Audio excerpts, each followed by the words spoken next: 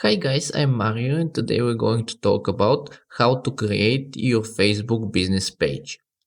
It's pretty simple and you can do it on your phone within a few seconds, so let's get started. We open the Facebook app. We tap on the search icon at the top right. Here we type pages.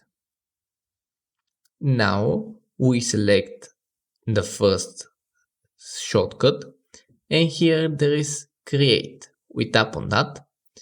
We select the page name. Now we search for category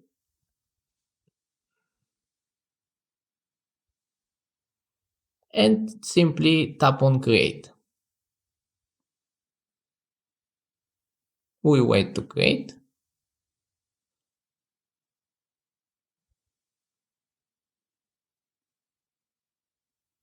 Here we can add view, website contacts, emails, hours, and whatever. You can skip that and then just next. That's it.